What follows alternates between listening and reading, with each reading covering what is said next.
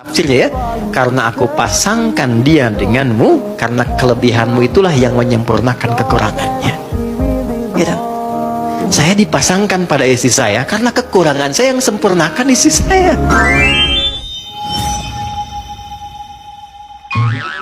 Assalamualaikum warahmatullahi wabarakatuh. Selamat datang di my channel. Kembali lagi bersama saya Dwi Jaya.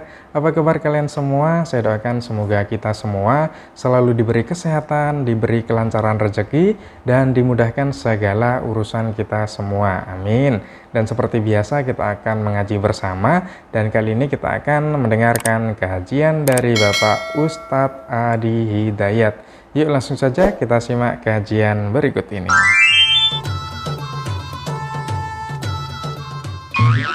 Karena dalam kehidupan rumah tangga, yang sering merasakan beban hidup dalam kehidupan rumah tangga itu lebih banyak terpendam pada perempuan dibandingkan laki-lakinya. Mar'ah itu seperti mir'ah, punya nilai rasa yang tinggi. Jadi di perasaannya, bukan di pikirannya. Laki-laki keluar pikirin selesai hilang, perempuan nyampe ke sini. Makanya diibaratkan oleh dalam bahasa Arab, al-mar'atu kal mir'ah, perempuan seperti cermin. Cermin dipakai bercermin. Kalau saya lempar dengan batu pecah kan, bisa nggak disusun kembali? Jangan salah, bisa.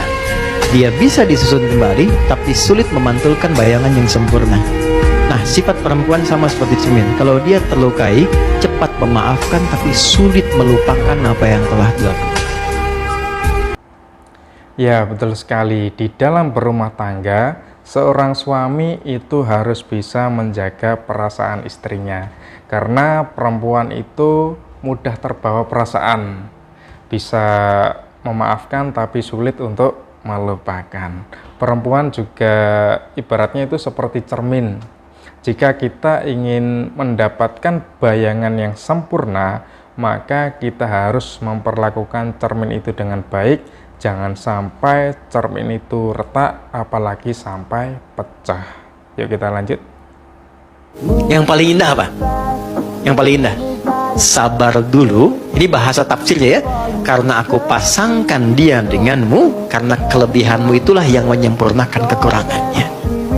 Gitu. Saya dipasangkan pada istri saya karena kekurangan saya yang sempurnakan istri saya, bukan pada perempuan lain. Begitu sebaliknya, kekurangan di istri saya yang disempurnakan. Saya tuh paling nggak pengen datang ke talk show tentang keluarga.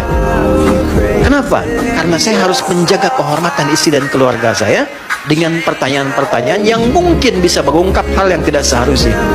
Tentu kalau dialog, saya ditanya, Ustadz, apa yang paling nggak suka dari istri? Saya katakan, saya semua suka, karena Allah jadikan saya pasangannya untuk menyempurnakan kekurangannya. Nah, ingat, setiap manusia itu pasti punya yang namanya kekurangan. Jika kita menemukan kekurangan di dalam diri pasangan kita, ya kitalah pelengkap dari kekurangan pasangan kita. Jadi pasangan itu saling menyempurnakan. Ingat, jangan sampai kita itu membuka aib, membuka kekurangan pasangan kita kepada orang lain. Yuk kita lanjut. Nggak kenal salah itu malaikat, yang nggak kenal benar itu setan. Sepanjang suami Anda bukan malaikat, bukan setan, pasti ada salah dan pasti kembali, ada peluang kembali ke jalan yang benar. Setan itu salah, nggak mau kembali ke jalan yang benar. Malaikat itu benar, nggak pernah berbuat salah. Kita itu ada takwa, ada nafsu. Takwa itu bisikannya malaikat, nafsu itu bisikannya setan. Malaikat disebutkan 88 kali dalam Quran, setan disebutkan 88 kali. Kita ada di pertengahan itu. Jadi mungkin salah, tapi bisa kembali kepada kebenaran. Jadi kalau ada orang berbuat salah, nggak pernah mau tobat, itu patut diduga terkontaminasi kuat oleh setan. Saya tidak mengatakan setan, ya kan? Nah, karena manusia itu pasti balik, pasti tobat. Yang nggak tobat itu cuma setan. Iblis itu salah, diminta tobat dia nggak mau. Manusia itu bukan iblis. Ya, diminta tobat pasti tobat. Jadi kalau ada manusia yang nggak pengen tobat, patut diduga terkontaminasi oleh sifat-sifat keburukan yang melekat kepada iblis. Nah, jika pasangan kita itu melakukan suatu kesalahan, entah itu si suami ataupun si istri, ingat pasangan kita itu bukanlah malaikat. Ketika dia melakukan suatu kesalahan itu manusiawi, itu hal yang wajar karena manusia tidak luput dari yang namanya salah dan dosa. Yang terpenting adalah dia mau memperbaiki diri. Yuk kita lanjut. Kunci bahagia di rumah tangga ibu kan bukan melimpah harta, ya. Banyak kok orang hartanya melimpah tapi tidak merasakan kebahagiaan, bukan karena kedudukan tinggi. Banyak juga orang kedudukannya tinggi tapi kesibukannya juga cukup padat sehingga lupa dengan kebahagiaan di rumah tangganya. Ternyata kunci utamanya takwa. Wa may yattaqillaha yaj'al lahu makhraja wa yarzuqhu min haitsu la yahtasib. Bukan hanya ayatnya, Anda jangan lupa di mana ayat ini ditempatkan. Kan di surah At-Talaq, surah ke-65 itu ya, di akhir ayat kedua ke awal ayat ketiga. At-Talaq itu kan persoalan rumah tangga yang rumit. Ya, ada kesannya begini, jangankan pada yang biasa, yang rumit pun Allah kecilkan sehingga mencegah itu terjadi di kemudian hari.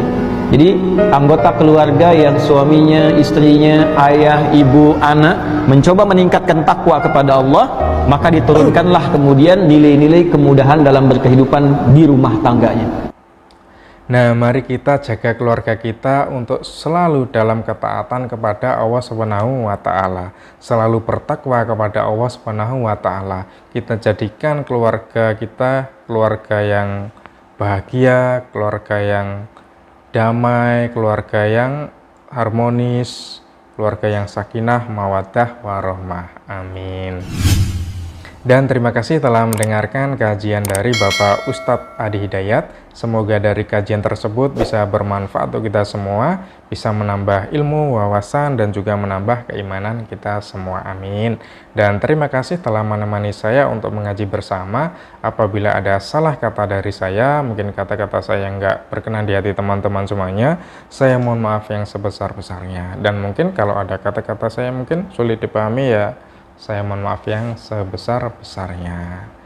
Apabila ada kritik dan saran, monggo silahkan ditulis di kolom komentar. Sekian dari saya akhiri. Wassalamualaikum warahmatullahi wabarakatuh.